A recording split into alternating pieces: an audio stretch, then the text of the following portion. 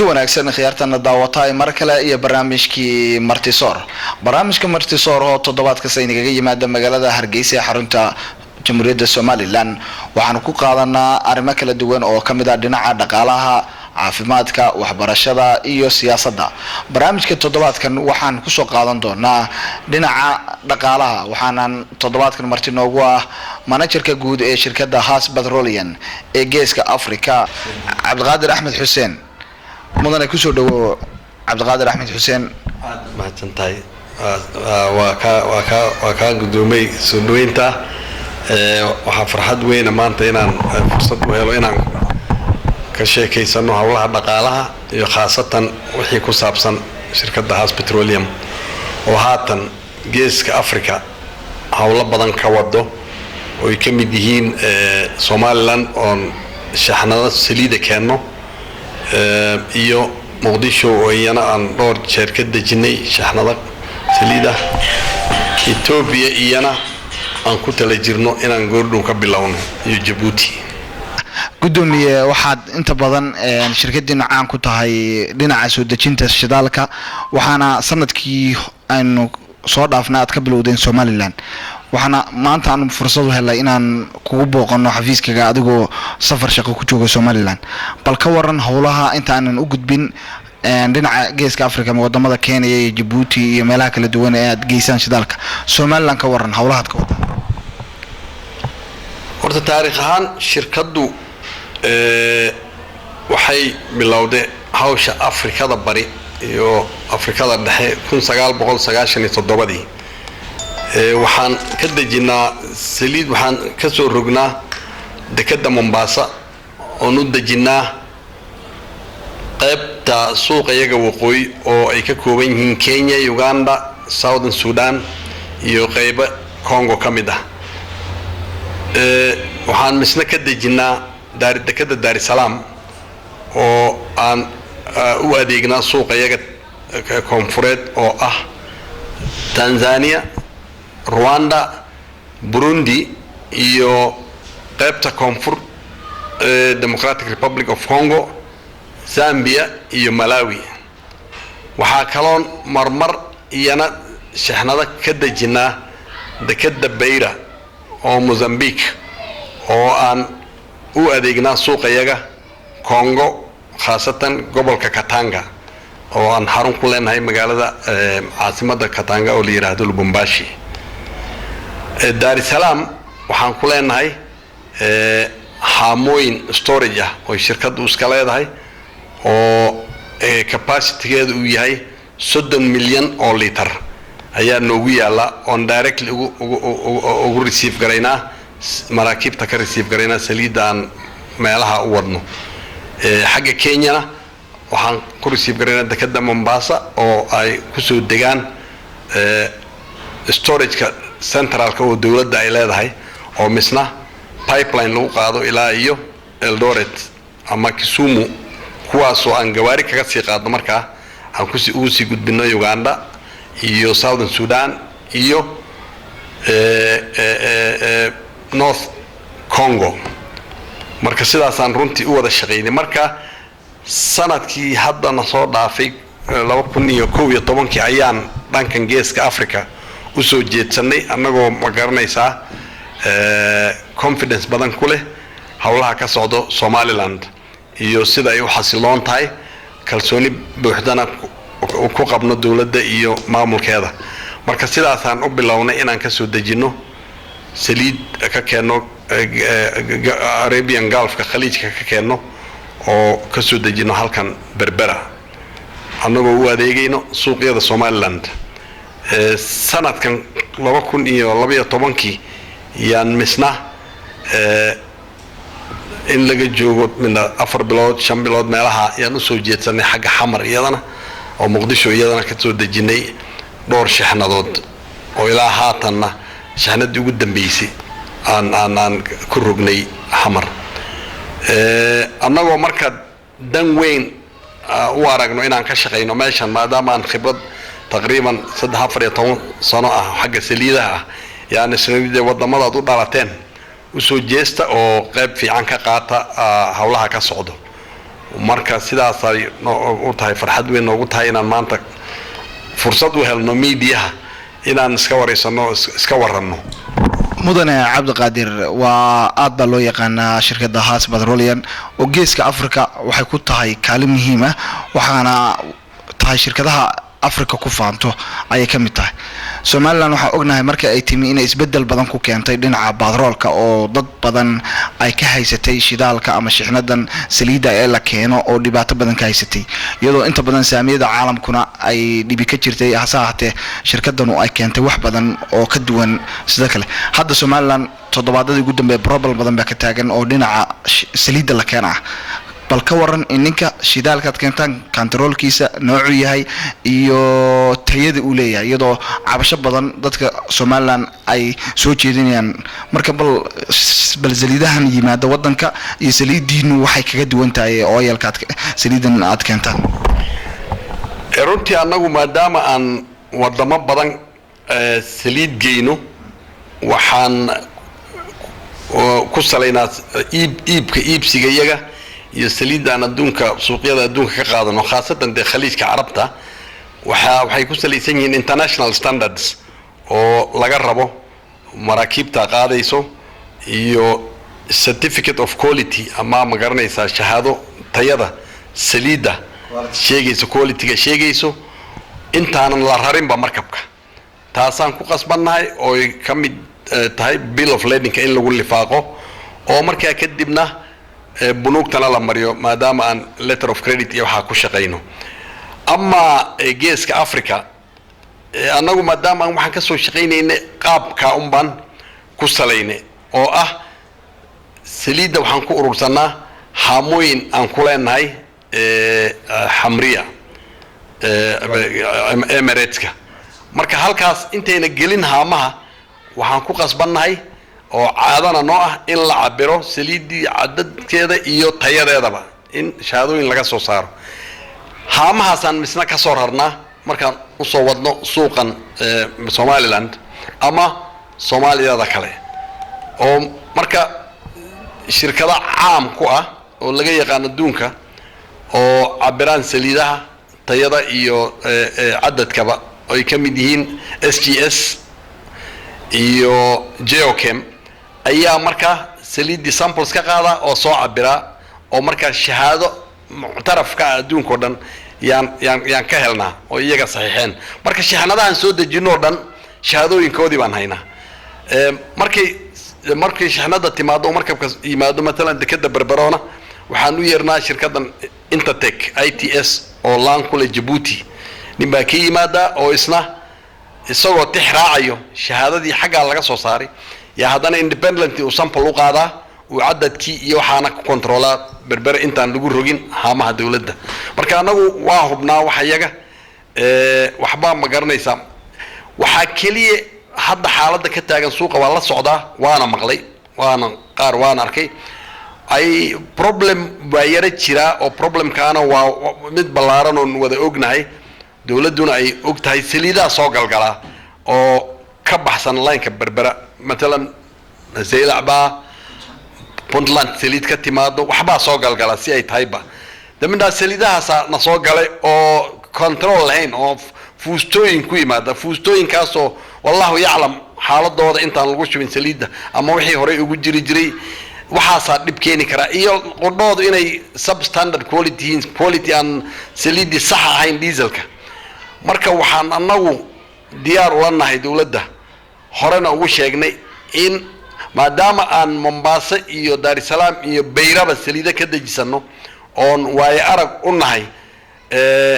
waxaan diyaar u nahay inaan dawladda ugu deeqno wixii tala xagga baarista xagga shaybaar mobile oo la dhigo Berbera si loo hubsado waxa soo galay wadanka wixii horta Berbera oil terminal ku soo dhacayo iyo khubaradeedii aan u keenno yaan diyaar u nahay maadaama almost 15 years of experience aan u lahayn hawlahan taasa marka at least soo xakameyn lahayd quality-ga saliida la keenayo waxa misna loo baahan yahay wadankuna uu leeyahay Berbera oil terminal way leeyihiin alxamdulillah gacan baan ku siinayna aad bay macnaha aan gacan ugu siinayna standard bay leeyihiin standard quality-ga laga rabo saliida wadanka way hayaan standardkii marka standardka baa lagu eegi lahaa xoolaha soo dego laakiin de shaybaar baa loo baahan yahay markiiba on the spot ku test gareeyo sample ka qaado markabka intaan la rogin haddana aad baan gacan ugu siinaynaa waraaq ay hadda soo saartay dawladda oo ay leeyihiin shaxnad walboo timaado waa la baarayaa marka taasaa wax soo xakameyn kartaa waxa quality-ga khaladka oo waddanka soo galayo laakiin weli dhib buu jirayaa mar hadday Puntland iyo gobolada jaarka lala iyo Seylac iyo wax ka soo galgalayaan dhibkaana waxaan filayaa qolada ma garanaysaa presumably protection xagga preventive customs-ka in laga eego cashuur in laga qaado quality-ga in la test gareeyo taana waxbay intari lahayd si looga ma garanaysaa looga baxo dhibkan hay'adda quality control waa saad u sheegtay waxay soo saartay waraaq ay leedahay waxaan ku controlaynaa saliidaha waddanka soo galaya marka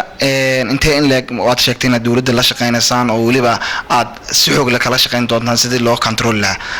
ma isku daydeen dadka kale ee shirkadaha keena shidaalka oo berbere kala soo degaa oo aad idinku ka mid tihiin inta isku tagtaan inaad hay'adda quality control iyo wasaaradda ganacsiga oo qaabilsan batroolka soo degaa inaad ka wada shaqeysaan nidaamkan si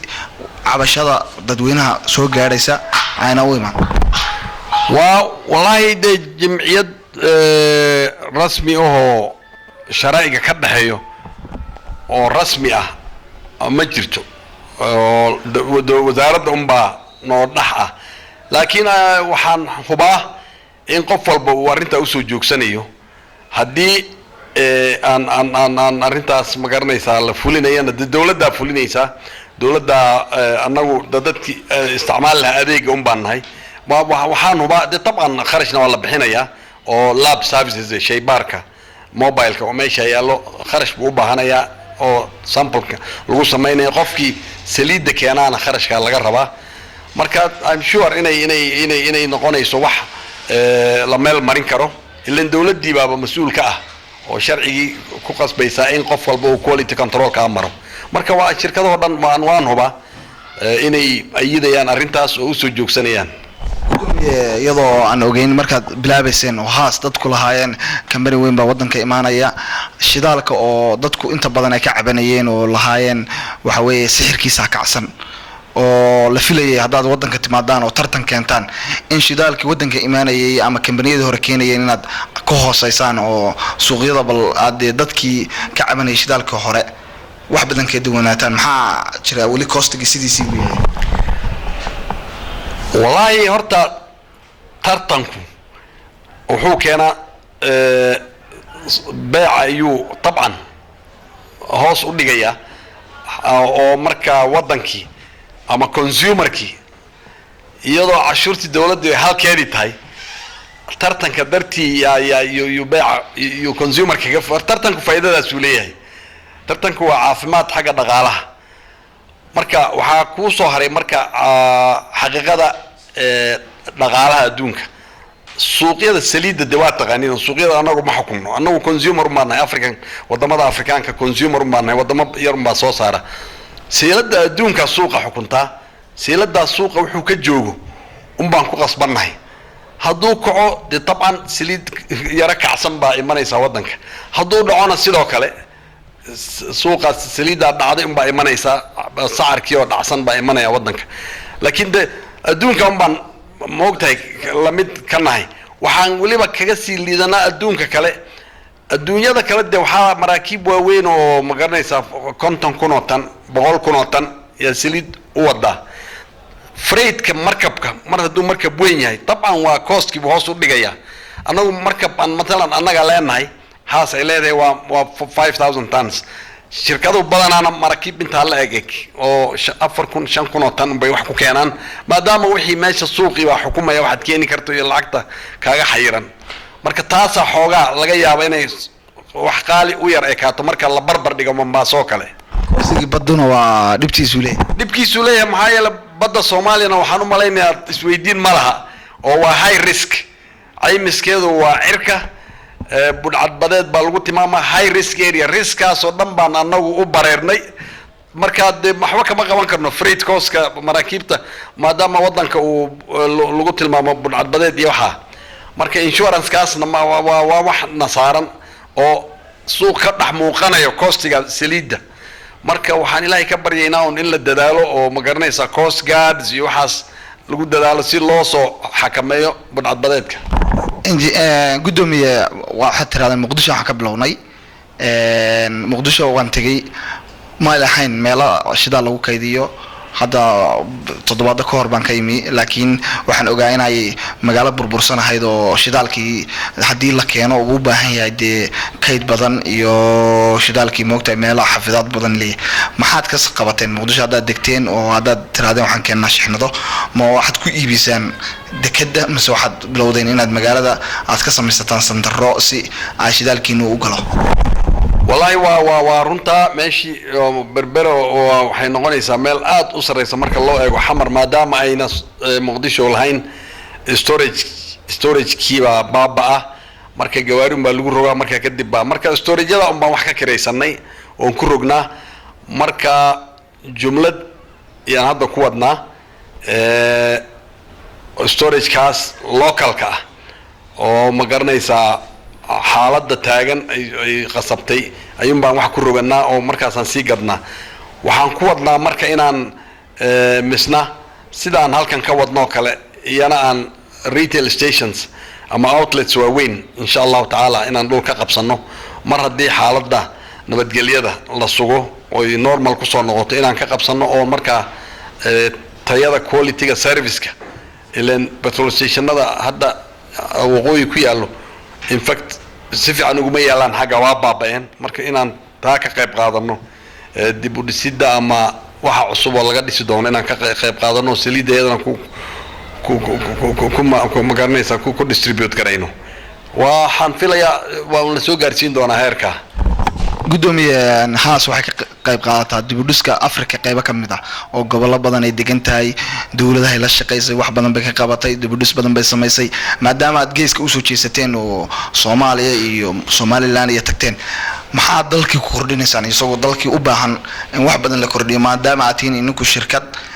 wax badan costiga maartay dhaqaale badan hesha wadankii maxaad ku celinaysaan ninku hadda ka faa'iideystaan والله wax badan baan diyaar u nahay inaan ku celino horta aan hal in la isla fahmaa fiican haddii saliidda qaabkan u keeno ama shirkadaha kale oo ma garanaysa ku tartamayno loo keeno berbera oil terminal meel central lagu dajiyo waxaad ogaataa inaan cashuur fiican cashuur aad u culus iyo saliiddu leedahay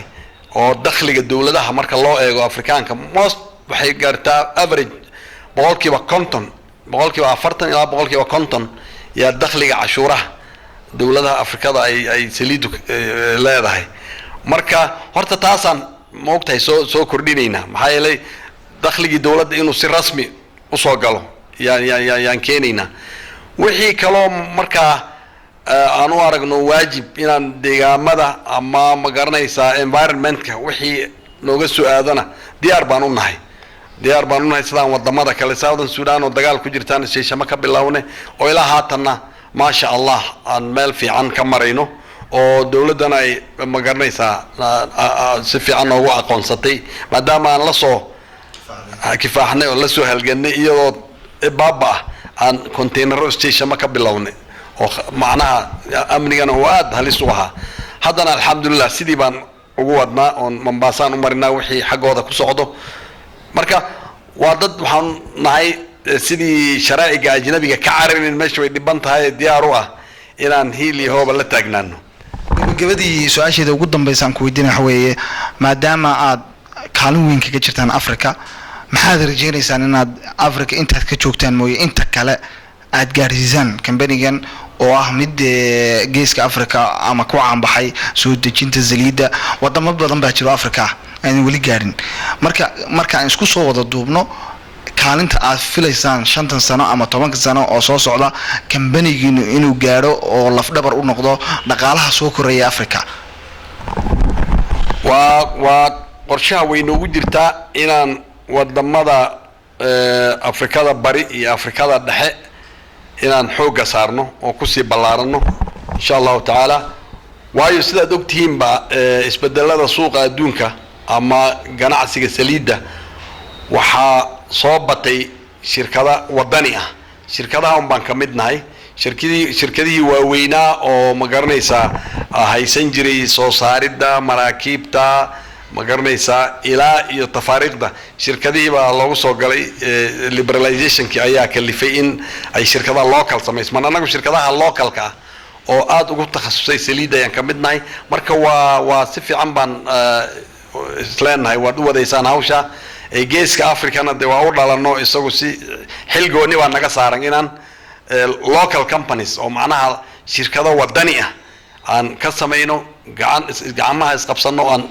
ka qayb qaadano dhaqaalaha wadanka nooga aadan intaan dad ajnabi sugi lahayn inay wax soo gashadaan wadanka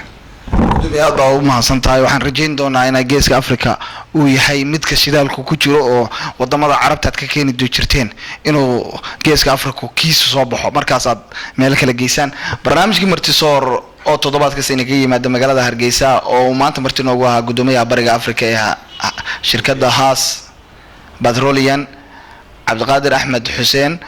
intaas ayaan kusoo gabagabaynaynaa waxaan inaga tagi doonaa assalaamu calaykum wa rahmatullaahi wa barakaatuh gudoomiyaha